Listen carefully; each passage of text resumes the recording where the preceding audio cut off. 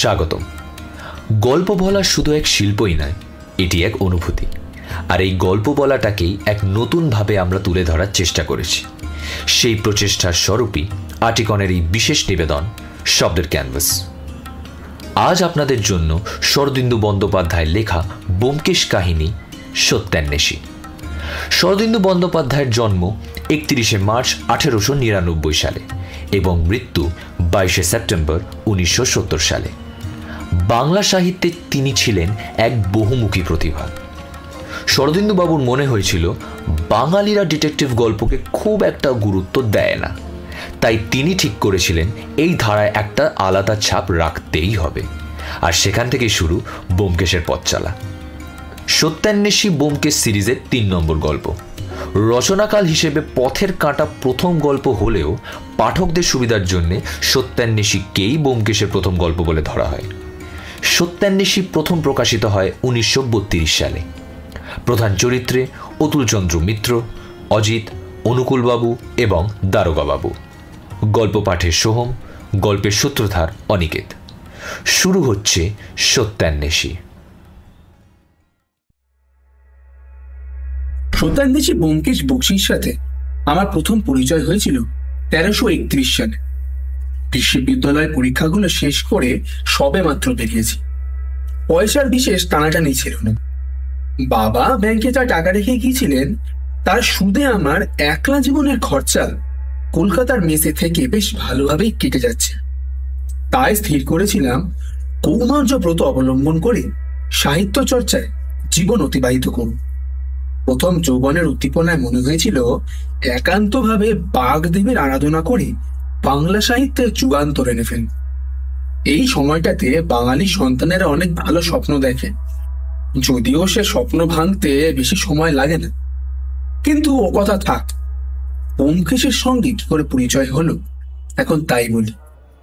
যারা কলকাতা শহরের সঙ্গে ঘনিষ্ঠভাবে পরিচিত তাদের মধ্যেও হয়তো অনেকে জানেন না যে এই শহরের কেন্দ্রস্থলে এমন একটি পল্লী আছে যার একদিকে দুস্থ ভাটিয়া মারোয়ারি সম্প্রদায়ের বাস, অন্যদিকে খোলার বস্তি এবং তৃতীয় দিকে তীর্যক চক্ষু পীতবর্ণ চীনাদের উপনিবেশ। এই ত্রিবেণী সঙ্গমের মধ্যস্থলে যে বদ্বীপটি সৃষ্টি হয়েছে, দিনের কর্মকোলাহলে তাকে দেখে একবারও মনে হয় না যে এর কোনো অসাধারণত্ব বা অস্বাভাবিক কোনো বৈশিষ্ট্যতা আছে। কিন্তু সন্ধ্যের পরেই এ পল্লীতে এক আশ্চর্য পরিবর্তন ঘটতে শুরু করে। 8টা বাজতে না বাজতেই দোকানপাট সমস্ত বন্ধ হয়ে যায় এবং পাড়াটা একেবারে নিস্তব্ধ হয়ে যায়। কেবল দূরে দূরে একটা পানবিড়ির দোকান খোলা থাকে। সে সময় যারা এই অঞ্চলে চলাফেরা করতে শুরু করে তাদের অধিকাংশই নিঃশব্দে ছায়ামূর্তির মতো সঞ্চরণ করে, এবং যদি কোনো অজ্ঞপথিক অতর্কিতভাবে এই পথে এসে পড়ে সেও দ্রুত পায় যেন সন্ত্রস্ত ভাবে এই এলাকা অতিক্রম করে যায়। আমি কি করে এই পাড়ায় এসে এক মেসের অধিবাসী হয়ে পড়েছিলাম তা বিশদ করে লিখতে গেলে পুঁথি বেড়ে যাবে। এইটুকু পড়লেই যথেষ্ট হবে যে দিনের বেলা পাড়াটা দেখে মনে কোনো প্রকারের সন্দেহ হয়নি এবং মেসের দোতলায় একটা বেশ বড় হাওয়াদার ঘর খুব সস্তায় পেয়ে যাওয়াতে বাক্যবাহুল্য না করেই তা অধিকার করে নিয়েছিলাম। পরে যখন জানতে পারলাম যে এই পাড়ায় মাসের মধ্যে 2-3টে মৃতদেহ ক্ষতবিক্ষত অবস্থায় রাস্তায় পড়ে থাকতে দেখা যায় এবং নানা কারণে সপ্তাহে অন্তত একবার করে পুলিশ রেড হয়ে থাকে, তখন কিন্তু বাড়িটার প্রতি এমন একটি মমতা জন্মে গিয়েছিল যে আবার তল্পিতল্পা গুটিয়ে নতুন কোনো ঘরে উঠে যাওয়ার প্রবৃত্তি হল। বিশেষত সন্ধ্যের পর আমি নিজের লেখাপড়াতেই ব্যস্ত হয়ে থাকতাম। বাড়ির বাইরেও যাওয়ার কোনো উপলক্ষ ছিল না, তাই ব্যক্তিগতভাবে যে বিপদে পড়ব এই আশঙ্কাটা কখনো হয়নি। আমাদের বাড়ির উপরতলায় সব মিলিয়ে 5টা ঘর ছিল। প্রত্যেকটিতে একজন করে ভদ্রলোক থাকতেন। তারা সকলেই চাকরিজীবী এবং বয়স্ক। শনিবারে বাড়ি যেতেন, আবার সোমবারে ফিরে অফিস যাতায়াত শুরু করতেন। এরা অনেকদিন থেকেই এই মেসে বাস করছে। সম্প্রতি একজন কাজ থেকে অবসর নিয়ে বাড়ি চলে যাওয়াতেই তারই শূন্য ঘরটা আমি দখল করে নিয়েছি। সন্ধ্যের পর তাসের বা পাশার আড্ডা বসত। সে সময় মেসের অধিবাসীদের কণ্ঠস্বর ও উত্তেজনা কিছু উগ্র ভাব ধারণ করত। অশ্বিনীবাবু পাক্কা খেলোয়াড় ছিলেন, আর তার স্থায়ী প্রতিদ্বন্দ্বী ছিলেন ঘনশ্যামবাবু। ঘনশ্যামবাবু হেরে গেলে চেঁচামেচি করতেন। তারপর ঠিক 9টার সময় বামন ঠাকুর এসে জানাতেন যে খাবার প্রস্তুত হয়ে গিয়েছে। তখন আবার এরা সবাই শান্তভাবে খেয়ে দিয়ে উঠে যে যার নিজের ঘরে চলে যেতেন। এভাবেই নিরুদ্দে শান্তিতে মেসের বৈচিত্র্যহীন দিনগুলি কাটছিল। আমিও এসে নির্বিবাদে এই প্রশান্ত জীবনযাত্রা বরণ করে দিয়েছিলাম। বাড়ির নিচতলার ঘরগুলি নিয়ে বাড়িওয়ালার নিচে থাকতেন। ইনি একজন হোমিওপ্যাথি ডাক্তার, নাম অনুকূলবাবু। বেশ সরল সদালিপি লোক, বোধহয় বিয়ে করেন, কারণ বাড়িতে স্ত্রী পরিবার কেউই ছিল না। তিনি মেসের খাওয়া দাওয়া ও ভাড়াটেদের সুখ স্বাচ্ছন্দ্যের তত্ত্বাবধান করতেন। এত পরিপাটি ভাবে তিনি সমস্ত কাজ করতেন যে কোনো দিক দিয়েই কারো কোনো অভিযোগ করার অবকাশ থাকত না। মাসের শুরুতেই বাড়ি ভাড়া ও খোরাকি বাবদ 25 টাকা তার হাতে তুলে দিয়ে সব বিষয় নিশ্চিন্ত হয়ে যেতাম। পাড়ার দরিদ্র সম্প্রদায়ের মধ্যে ডাক্তারের বেশ পসাচ্ছে। সকালে ও বিকেলে তার বসার ঘরে রোগীর ভিড় লেগে থাকত। তিনি ঘরে বসে সামান্য মূল্যে ওষুধ বিতরণ করতেন। রোগীর বাড়িতে বড় একটা যেতেন না, গেলেও ভিজিট নিতেন না। এজন্য পাড়া প্রতিবেশী সকলেই তাকে অত্যন্ত খাতির ও শ্রদ্ধা করত। আমিও অল্প সময়ের মধ্যেই তার ভক্ত হয়ে পড়েছিলাম। বেলা 10টার মধ্যেই মেসের অন্যান্য সকল অফিস চলে যেত। বাড়িতে আমরা 2 জন পড়ে থাকতাম। স্নানাহার প্রায় একই সঙ্গে হতো। তারপর দুপুরবেলাটাও গল্প গুজবে, খবরের কাগজে আলোচনা করেই কেটে যেত। ডাক্তার অত্যন্ত নিরীহ ভালো মানুষ লোক হলেও ভারী চমৎকার কথা বলতে পারতেন। বয়স 40-এর ভেতরেই হবে। বিশ্ববিদ্যালয়ের কোনো উপাধিও ছিল না, কিন্তু ঘরে বসে এত বিভিন্ন বিষয় জ্ঞান তিনি অর্জন করে ফেলেছিলেন যে তার কথা শুনতে শুনতে বিস্ময় বোধ হতো। বিস্ময় প্রকাশ করলে তিনি লজ্জিত হয়ে বলতেন, আর তো কোনো কাজ নেই, ঘরে বসে বসে কেবল বই পড়ি, আবার যা কিছু সংগ্রহ সব বই থেকে। এই বাড়িতে 2 মাস কাটানোর পর একদিন সকাল আন্দাজ 10টার দিকে আমি ডাক্তারবাবুর ঘরে বসে তার খবরের কাগজটা উল্টে পাল্টে দেখছিলাম। অশ্বিনীবাবু পান চিবোতে চিবোতে অফিস চলে গেলেন। তারপর ঘনশ্যামবাবুও বের হলেন। দাঁতের ব্যথার জন্য এক পুড়িয়া ওষুধ ডাক্তারবাবুর কাছ থেকে নিয়ে তিনিও অফিসের পথে রওনা দিলেন। বাকি 2 জনও একে একে ঘর থেকে বের হলো। সারাদিনের জন্য বাসাটা ফাঁকা হয়ে গেল। ডাক্তারবাবুর কাছে তখনও 2 জন রোগী ছিল। তারা ওষুধ নিয়ে একে একে বিদায় হলে তিনি চশমাটা কপালে তুলে জিজ্ঞাসা করলেন, কাগজে কিছু খবর আছে নাকি? কাল বিকেলে আমাদের পাড়ায় খানা তল্লাশি হয়েছে। ডাক্তার হেসে বললেন, ও তো নিত্যদিনের ব্যাপার। কোথায় হলো? কাছেই 36 নম্বরে শেখ আব্দুল গফর বলে একজনের বাড়িতে। আরে, লোকটাকে তো আমি চিনি, প্রায় আমার কাছে ওষুধ নিতে আসে। কি জন্য খানা তল্লাশি হয়েছে? কাগজে কিছু লিখেছে? কোকেন, এই পড়ুন না বলে আমি দৈনিক কালকেতু তার দিকে এগিয়ে দিলাম। ডাক্তার আবার চশমাটা নাকের ওপর নামিয়ে পড়তে লাগলেন। গতকাল এলাকায় 36 নম্বর স্ট্রিটে শেখ আব্দুল গফুর নামে এক চামড়ার ব্যবসায়ীর বাড়িতে পুলিশ খানা তল্লাশি চালিয়েছে, কিন্তু কোনো বেআইনি মাল পাওয়া যায়নি। পুলিশের অনুমান এই অঞ্চলের কোথাও একটি কোকেনের গোপন আড়ত রয়েছে, যেখান থেকে সর্বত্র কোকেন সরবরাহ করা হয়। একদল চতুর অপরাধী পুলিশের চোখে ধুলো দিয়ে বহুত দিন ধরে এই অবৈধ ব্যবসা চালিয়ে যাচ্ছে। তবে দুর্ভাগ্যজনকভাবে এই অপরাধীদের নেতাকে এবং তাদের গোপন ভান্ডার কোথায় তা বহু অনুসন্ধান সত্ত্বেও জানা যায়নি। ডাক্তার একটু চিন্তা করে বললেন, কথাটা ঠিক।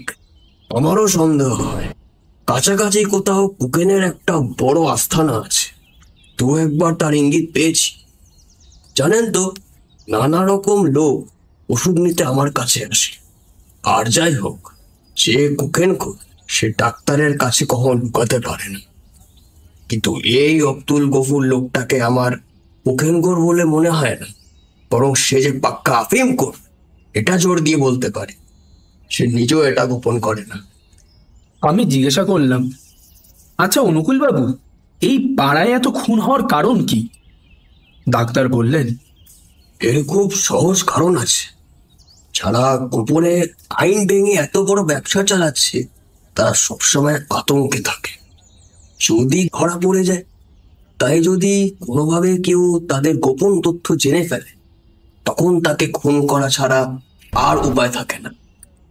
তবে আপনি ভেবে দেখুন, ধরুন আমি যদি কোকের ব্যবসা করি আর আপনি যদি হঠাৎ সে কথা জেনে ফেলেন, তাহলে আপনাকে বাঁচিয়ে রাখা কি আমার জন্য নিরাপদ হবে? যদি আপনি পুলিশের কাছে কথা ফাঁস করে দেন, তাহলে আমি তো জেলে যাবই, সঙ্গে এত বড় ব্যবসাও ধ্বংস হয়ে যাবে। লক্ষ লক্ষ টাকার মাল বাজে একটা, আমি তা হতে দিতে পারি? আপনি তো দেখছি অপরাধীদের মনস্তত্ত্ব বেশ ভালোভাবে বুঝে গেছেন। হ্যাঁ, ওইদিকে আমার বেশ ঝোঁক আছে। বলেই তিনি আড়মোড়া ভাঙতে ভাঙতে উঠে দাঁড়ালেন। আমিও উঠতে যাচ্ছিলাম, ঠিক তখনই একটা লোক এসে ঢুকলো। তার বয়স বোধহয় 23-24 হবে। দেখলে শিক্ষিত ভদ্রলোক মনে হয়। গায়ের রং ফর্সা, বেশ সুগঠিত ও সুশ্রী চেহারা, মুখে চোখে বুদ্ধির ছাপ স্পষ্ট। কিন্তু মনে হচ্ছে সম্প্রতি কোনো সমস্যায় পড়েছেন, কারণ সাজগোজের দিকে কোনো যত্ন নেই। চুলগুলো উস্কো খুস্কো, গায়ের কামিজটা ময়লা, এমনকি পায়ের জুতো কালির অভাবে রুক্ষ দেখা যাচ্ছে। মুখে এক ধরনের উৎকণ্ঠিত আগ্রহের ছাপ। আমার দিক থেকে অনুকূলবাবুর দিকে ফিরে জিজ্ঞাসা করল, শুনলাম এটা একটা মেস, জায়গা খালি আছে কি? আমরা দুজনেই বিস্ময়ে তার দিকে চেয়েছিলাম। অনুকূলবাবু মাথা নেড়ে বললেন, না, মশায়ের কি করা হয়? লোকটি ক্লান্তভাবে রোগীর বেঞ্চের ওপর এসে বলল, উপস্থিত চাকরির জন্য দরখাস্ত দেওয়া হয়, আর মাথা গোজার একটা আস্তানা খোঁজা হয়। কিন্তু এই হতভাগা শহরে একটা মেসও কি খালি পাওয়া যাবে না? সবই তো দেখছি করতে। সহানুভূতির স্বরে অনুকূলবাবু বললেন, সিজনের মাঝখানে মেসে বা বাসায় জায়গা পাওয়া খুব কঠিন। মশায়ের নাম কি? অতুল চন্দ্র মিত্র। কলকাতায় আসার পর থেকেই চাকরির খোঁজে টোটো করে ঘুরে বেড়াচ্ছি। দেশে ঘটি বাটি বিক্রি করে যে কটা টাকা এনেছিলাম তাও প্রায় শেষ হয়ে গেল। আরো গুনে গুনে হয়তো 25-30 টাকা বাকি আছে। কিন্তু দুবেলা হোটেলে খেলেও সেটাও আর কদিন চলবে বলুন? তাই একটা ভদ্রলোকের মেস করছি। বেশি দিন না, মাসখানেকের মধ্যে কিছু একটা হেস্তেনেস্তে হয়ে যাবে। এই কটা দিনের জন্য দুবেলা একটু শাক ভাত আর মাথা গুচার একটা জায়গা পেয়ে গেলেই আর আমার কিছু চাই না। বড় দুঃখিত হলাম অতুল বাবু, কিন্তু আমার এখানে সব ঘরই ভর্তি। অতুল একটা নিঃশ্বাস ফেলে বলল, তবে আর উপায় কি বলুন? আবার বেরোই, দেখি যদি ওড়িয়াদের আড্ডায় একটু জায়গা পাই। আর তো কিছুই নয়, ভয় হয় রাতে ঘুমালে যদি টাকাগুলো চুরি হয়ে যায়। এক গ্লাস জল দিতে পারেন? ডাক্তার জল আনতে গেলেন। লোকটির অসহায় অবস্থা দেখে আমার খুব দয়া হলো। একটু ইতস্তত করে বললাম, আমার ঘরটা বেশ বড়, দুজনে থাকলে অসুবিধা হবে না। তা আপনার যদি আপত্তি না থাকে। অতুল লাফিয়ে উঠে বলল, আপত্তি বলেন কি মশাই? স্বর্গ হাতে পাবো। তাড়াতাড়ি পকেট থেকে কয়েকটা নোট আর টাকা বের করে বলল, কত দিতে হবে? টাকাটা আগাম নিয়ে নিলে ভালো হতো না? আমার কাছে আবার। তার আগ্রহ দেখে আমি হেসে বললাম, থাক থাক, টাকা পরে দেবেন, এখনই তাড়াহুড়োর কিছু নেই। ডাক্তারবাবু জল নিয়ে ফিরে এলেন। তাকে বললাম, ইনি সংকটে পড়েছেন, তাই আপাতত আমার ঘরেই থাকুন। আমার কোনো অসুবিধা হবে না। অতুল কৃতজ্ঞতায় গদগদ হয়ে বলল, আমার ওপর ভারী দয়া করলেন, তবে বেশি দিন কষ্ট দেব না। এর মধ্যেই যদি অন্য কোথাও জায়গা পেয়ে যাই তাহলে সেখানেই উঠে যাব। ডাক্তার একটু বিস্মিত হয়ে আমার দিকে ফিরে বললেন, আপনার ঘরে? তা বেশ, যখন আপনার আপত্তি নেই আমি আর কি বলব। আপনারও সুবিধা হবে, ঘর ভাড়াটা ভাগাভাগি হয়ে যাবে। আমি তাড়াতাড়ি বললাম, সেজন্য নয়, উনি বিপদে পড়েছেন। ডাক্তার হেসে বললেন, সে তো বটেই। তা আপনি আপনার জিনিসপত্র নিয়ে আসুন অতুলবাবু, আপাতত এখানেই থাকুন। হ্যাঁ, জিনিসপত্র সামান্যই, একটা বিছানা আর একটা ক্যানভাসের ব্যাগ এক হোটেলের দারোয়ানের কাছে রেখে এসেছি, এখনই নিয়ে আসছি। হ্যাঁ, খাওয়া দাওয়া এখানেই করবেন। তাহলে তো ভালোই হয়। কৃতজ্ঞ দৃষ্টিতে আমার দিকে চেয়ে অতুল বাইরে চলে গেল। সে চলে যাওয়ার পর আমরা কিছুক্ষণ নীরব থাকলাম। অনুকূলবাবু অন্যমনস্কভাবে কোঁচার খুঁটে চশমার কাঁচ পরিষ্কার করতে লাগলেন। আমি জিজ্ঞাসা করলাম, কি ভাবলেন ডাক্তারবাবু? ডাক্তার চমক ভেঙে বললেন, কিছু না, বিপদে পড়া কাউকে আশ্রয় দেওয়া উচিত।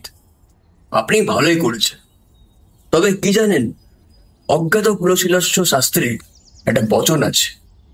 যাক, আশা করি কোনো ঝামেলা হবে না। বলে তিনি উঠে পড়লেন। অতুল মিত্র আমার ঘরে এসেই থাকতে লাগলো।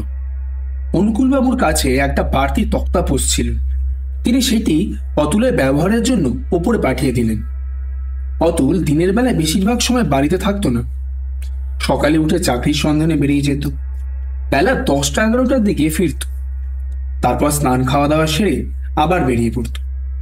কিন্তু যতটুকু সময় সে বাড়িতে থাকতো তাতেই সবার সঙ্গে বেশ ভালোভাবে সম্পর্ক তৈরি করে ফেলেছিল। সন্ধ্যের পর খেলার আড্ডায় তার ডাক পড়ত, তবে সে তাস পাশা খেলতে জানত না। তাই কিছুক্ষণ সেখানে বসে থেকে আস্তে আস্তে নিচে নেমে এসে ডাক্তারের সঙ্গে গল্প করত। আমার সঙ্গেও তার বেশ বন্ধুত্ব হয়ে গিয়েছিল। দুজনেরই একই বয়স, তারপর একই ঘরে বাস, তাই আমাদের আপনি থেকে তুনিতে নেমে আসতে বেশি সময় লাগলো না। অতুল আসার পর প্রথম 1 সপ্তাহে বেশ নিরুপদ্রবে কেটে গেল। তারপর থেকেই মেসে নানা রকম বিচিত্র ঘটনা ঘটতে শুরু করলো। সন্ধ্যের পর অতুল আর আমি অনুকূলবাবুর ঘরে বসে গল্প করছিলাম। রোগীর ভিড়ও কমে এসেছিল। মাঝে মাঝে 2-1 জন নিজের রোগের কথা বলে ওষুধ নিয়ে যাচ্ছিল। অনুকূলবাবু আমার সঙ্গে গল্প করতে করতেই ওষুধ দিচ্ছিলেন এবং হাত বাক্সের টাকা তুলছিলেন। গত রাতে আমাদের বাড়ির সামনেই প্রায় একটা খুন হয়ে গিয়েছিল। আজ সকালে রাস্তার ওপারে লাশ পাওয়া যাওয়ায় একটু উত্তেজনার সৃষ্টি হয়েছিল। আমরা সেই বিষয়ে আলোচনা করছিলাম। বিশেষ উত্তেজনার কারণ ছিল এই যে, লাশ দেখে লোকটাকে দরিদ্র ভাটিয়া বলে মনে হলেও তার কোমরের গুজির ভেতর থেকে 100 টাকার 10টি নোট পাওয়া গিয়েছিল। ডাক্তার বলেছিলেন, এ কোকেন ছাড়া আর কিছু নয়। ভেবে দেখুন, টাকার লোভে যদি খুন করত তাহলে ওর কোমরে 1000 টাকার নোট পাওয়া যেত না। আমার মনে হয় লোকটা কোকেনের খরিদ্দার ছিল। কোকেন কিনতে এসে কোকেন ব্যবসায়ীদের সম্বন্ধে কোনো মারাত্মক গুপ্ত কথা জানতে পারে। হয়তো তাদের পুলিশের ভয় দেখায়, ব্ল্যাকমেল করবার চেষ্টা করে, তারপরেই ব্যাস খতম। কে জানে মশাই, আমার তো খুব ভয় করছে। আপনারা এই ভাড়ায় থাকেন কি করে? আমি যদি আগে জানতাম তাহলে। ডাক্তার এসে বললেন, তাহলে কুড়িয়াদের আড্ডাতেই যেতেন। আমাদের কিন্তু ভয় করে না। আমি তো 10-12 বছর এই পাড়ায় আছি, কিন্তু কারো কথায় থাকি না বলে কখনো কোনো ঝামেলায় পড়তে হয়নি। অতুল ফিসফিস করে বলল, ডাক্তারবাবু, উনি নিশ্চয়ই কিছু জানেন না? হঠাৎ পিছনে খুট করে একটা শব্দ শুনে ঘুরে দেখি আমাদের মিসের অশ্বিনী বাবু দরজার ফাঁক দিয়ে মুখ বাড়িয়ে আমাদের কথা শুনছেন। তার মুখের অস্বাভাবিক ফ্যাকাশে ভাব দেখে আমি বিস্ময়ে বললাম, কি হয়েছে অশ্বিনীবাবু, আপনি এই সময় নিচে যে? অশ্বিনীবাবু একটু খটোমতো খেয়ে বলল, না, কিছু না, এমনি 1 পয়সার বিড়ি কিনতে। বলতে বলতেই তিনি সিঁড়ি দিয়ে উপরে উঠে গেলেন। আমরা পরস্পরের দিকে তাকালাম। গম্ভীর স্বভাবের অশ্বিনীবাবুকে আমরা সবাই শ্রদ্ধা করতাম, কিন্তু হঠাৎ নিঃশব্দে নিচে নেমে এসে আমাদের কথা আড়াল থেকে শুনছিলেন কেন? রাতে খেতে বসে জানলাম অশ্বিনীবাবু আগেই খাওয়া দাওয়া শেষ করেছেন। খাওয়ার পর অভ্যাস মতো একটা চুরুট শেষ করে শয়ন ঘরে ঢুকে দেখি অতুল মেঝেতে কেবল একটা বালিশ ফেলে শুয়ে আছে। একটু বিস্মিত হলাম, কারণ এমন কিছু গরম তো পড়েনি যে মেঝেতে শোয়ার প্রয়োজন হয়ে পড়বে। ঘর অন্ধকার ছিল, অতুলও কোনো সাড়া দিল না। তাই ভাবলাম সে ক্লান্ত হয়ে ঘুমিয়ে পড়েছে। আমার তখনও ঘুম আসছিল না, কিন্তু আলো জ্বালিয়ে পড়তে বা লিখতে বসলে হয়তো অতুলের ঘুম ভেঙে যাবে। তাই খালি পায়ে ঘরের মধ্যেই হাঁটতে লাগলাম। কিছুক্ষণ এভাবে হাঁটার পর হঠাৎ মনে হলো, চাই অশ্বিনীবাবুকে একবার জিজ্ঞাসা করে আসি তার কোন অসুখ বিসুখ হয়েছে কিনা। আমার দুখানা ঘর পরেই অশ্বিনীবাবুর ঘর। গিয়ে দেখি দরজা খোলা, বাইরে ডাক দিয়ে সাড়া পাওয়া গেল না। তখন কৌতূহলী হয়ে ঘরেই ঢুকলাম। দরজার পাশেই সুইচ ছিল। আলো জ্বালিয়ে দেখি ঘরে কেউ নেই। রাস্তার ধারে জানালা দিয়ে উঁকি মেরে দেখলাম, কিন্তু রাস্তাতেও তাকে দেখা গেল না। তাই তো, এত রাতে ভদ্রলোক গেলেন কোথায়? হঠাৎ মনে হলো হয়তো ডাক্তারের কাছে ওষুধ নিতে গেছেন। তাড়াতাড়ি নিচে নেমে গেলাম। ডাক্তারের দরজা ভেতর থেকে বন্ধ। এত রাতে নিশ্চয়ই তিনি শুয়ে পড়েছেন। বন্ধ দরজার সামনে কিছুক্ষণ অনিশ্চিত ভাবে দাঁড়িয়ে থেকে ফিরে আসছিলাম। ঠিক তখনই ঘরের ভেতর থেকে গলার শব্দ পেলাম। অত্যন্ত উত্তেজিত চাপা কণ্ঠে অশ্বিনীবাবু কথা বলছেন। একবার লোভ হল, কান পেতে শুনি কি কথা, কিন্তু পরক্ষণেই ইচ্ছাটা দমন করলাম। হয়তো অশ্বিনীবাবু কোনো রোগের কথা বলছেন, আমার শোনা উচিত না। পা টিপে টিপে উপরে ফিরে এলাম। ঘরে এসে দেখলাম অতুল আগের মতোই মেঝেতে শুয়ে আছে। আমাকে দেখে ঘাড় তুলে বলল, কি, অশ্বিনীবাবু ঘরে নেই? বিস্মিত হয়ে বললাম, না, তুমি জেগেছিলে? হ্যাঁ, অশ্বিনীবাবু নিচে ডাক্তারের ঘরে আছেন। তুমি জানলে কি করে? কি করে জানলাম? যদি দেখতে চাও, এই বালিশে কান রেখে মাটিতে শোও। কি মাথা খারাপ হয়ে গেল নাকি? মাথা ঠিক আছে, শুয়েই দেখো না। কৌতূহলের বশে অতুলের মাথার পাশে মাথা রেখে শুয়ে পড়লাম। কিছুক্ষণ স্থির হয়ে থাকার পর অস্পষ্ট কথাবার্তার শব্দ কানে আসতে লাগলো। তারপর পরিষ্কার শুনতে পেলাম অনুকূলবাবু বলছেন, আপনি খুব উত্তেজিত হয়ে যাচ্ছেন। এটা আপনার দৃষ্টি বিভ্রম ছাড়া আর কিছু নয়। ঘুমের ঘরে মাঝে মধ্যে এমন হয়। আমি ওষুধ দিচ্ছি, খেয়ে শুয়ে পড়ুন গিয়ে। কাল সকালে উঠে যদি আপনার এই বিশ্বাস থাকে, তখন যা হয় করবেন। উত্তরে অশ্বিনীবাবু কি বললেন ধরা গেল না। তবে চেয়ার টানার শব্দ শুনে বুঝলাম দুজন উঠে পড়েছেন। আমি ভূসজ্জা সেরে উঠে বসে পড়লাম। ডাক্তারের ঘরটা যে আমাদের ঠিক নিচেই ছিল মনে ছিল না, কিন্তু ব্যাপারটা কি বলতো? অশ্বিনীবাবুর হয়েছে কি? অতুল হাই তুলতে তুলতে বলল, ভগবান জানে। রাত হলো, এবার বিছানায় উঠে শুয়ে পড়া যাক। আমি সন্দেহ ভরে জিজ্ঞাসা করলাম, তুমি মাটিতে শুয়েছিলে কেন? সারাদিন ঘুরে ঘুরে ক্লান্ত হয়ে পড়েছিলাম। মেঝেটা বেশ ঠান্ডা বোধ হলো, তাই শুয়ে পড়লাম। ঘুমও একটু এসেছিল, এমন সময় ওদের কথাবার্তায় চটকা ভেঙে। সিঁড়িতে অশ্বিনীবাবুর পায়ের শব্দ পেলাম। তিনি নিজের ঘরে ঢুকে সশব্দে দরজা বন্ধ করে দিলেন। ঘড়িতে দেখলাম রাত প্রায় 11টা বাজে। অতুল শুয়ে পড়েছিল। মেস একেবারে নিস্তব্ধ হয়ে গেছে। আমি বিছানায় শুয়ে অশ্বিনীবাবুর কথা ভাবতে ভাবতেই ঘুমিয়ে পড়লাম। সকালে অতুলের ধাক্কা খেয়ে ধর্মর করে উঠে বসলাম। বেলা 7টা বাজে। অতুল বলল, ওহে, ওঠো ওঠো, গতি ভালো ঠেকছে না। কেন, কি হয়েছে? অশ্বিনী বাবু ঘরের দরজা খুলছেন না, ডাকাডাকিতেও কোনো সাড়া দিচ্ছেন না। কি হয়েছে ওনার? তা বলা যাচ্ছে না, তুমি চলো। বলে সে তাড়াতাড়ি ঘর থেকে বেরিয়ে গেল। আমিও ওর পেছন পেছন বাইরে এসে দেখলাম অশ্বিনীবাবুর দরজার সামনে সবাই জড়ো হয়ে আছে। উৎকণ্ঠা বাড়ছে, দরজা ধাক্কাধাক্কিও চলছে। নিচ থেকে অনুকূল বাবু এসে গেলেন। দুশ্চিন্তা আর উৎকণ্ঠা ক্রমেই বাড়ছে, কারণ অশ্বিনীবাবু এত বেলা পর্যন্ত কখনো ঘুমান না। তাছাড়া যদি ঘুমিয়েই থাকেন তাহলে এত ডাকাডাকি তো জাগছেন না কেন? অতুল অনুকূল বাবুর কাছে গিয়ে বলল, দেখুন, দরজা ভেঙে ফেলা যাক, আমার তো ভালো ঠেকছে না। অনুকূল বাবু বললেন, হ্যাঁ, সে আর বলতে, ভদ্রলোক হয়তো অজ্ঞানে পড়ে আছেন, তুমি জবাব দিচ্ছেন না কেন? আর দেরি নয় অতুল বাবু, দরজা ভেঙে ফেলুন। 1.5 ইঞ্চি পুরু কাঠের দরজা, তার উপরেই ইয়েল লক লাগানো। কিন্তু অতুল এবং আরো 2-3 জন একসঙ্গে সজোরে ধাক্কা দিতেই বিলেতি তালা ভেঙে ঝনঝন করে শব্দে দরজা খুলে গেল।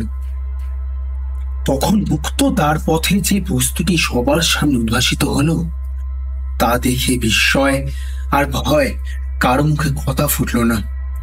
স্তম্ভিত হয়ে সবাই দেখলাম, ঠিক দরজার সামনেই অশ্বিনীবাবু উপর হয়ে পড়ে আছেন। তার গলা এক প্রান্ত থেকে অন্য প্রান্ত পর্যন্ত কাটা, মাথা ও ঘাড়ের নিচে পুরো হয়ে জমে থাকা রক্ত যেন লাল মখমলে গালিচা বিছিয়ে দিয়েছে। আর তার ছড়িয়ে থাকা বাঁ হাতে একটা রক্তমাখা খুর তখনও যেন জিঘাংসা ভরে হাসছে। নিশ্চল জড়পিণ্ডের মতো সবাই কিছুক্ষণ দাঁড়িয়ে রইলাম। তারপর অতুল আর ডাক্তার একসঙ্গে ঘরে ঢুকলেন। ডাক্তার বিমূঢ় ভাবে অশ্বিনীবাবুর বিভৎস মৃতদেহের দিকে তাকিয়ে থেকে কম্পিত স্বরে বললেন, কি ভয়ানক! শেষে অশ্বিনীবাবু আত্মহত্যা করলেন? অতুলের দৃষ্টি কিন্তু মৃতদেহের দিকে ছিল না। তার 2 চোখ তলোয়ারের ফলার মতো ঘরের চারিদিকে ঘুরে বেড়াচ্ছিল। সে একবার বিছানার দিকে তাকালো, রাস্তার ধারের খোলা জানালা দিয়ে উঁকি মারল, তারপর ফিরে শান্ত কণ্ঠে বলল, আত্মহত্যা নয় ডাক্তারবাবু, এ খুন, নৃশংস নরহত্যা। আমি পুলিশ ডাকতে চললাম, আপনারা কেউ কোনো কিছু জিনিস ছোবেন না। অনুকূল বাবু বললেন, বলেন কি অতুল বাবু, খুন? কিন্তু দরজা ভেতর থেকে বন্ধ ছিল, তাছাড়া ওটা। বলেই মৃতর হাতে ধরা রক্তমাখা খুঁটটার দিকে আঙ্গুল দিয়ে নির্দেশ করলেন। অতুল মাথা নাড়িয়ে বলল, তা হোক, তবু এ খুন। আপনারা থাকুন, আমি এক্ষুনি পুলিশ ডেকে আনছি। বলেই সে দ্রুত পায়ে বেরিয়ে গেল। ডাক্তারবাবু কপালে হাত দিয়ে সেখানেই বসে পড়লেন। বললেন, উফ, শেষে আমার বাড়িতেই ব্যাপারটা হলো।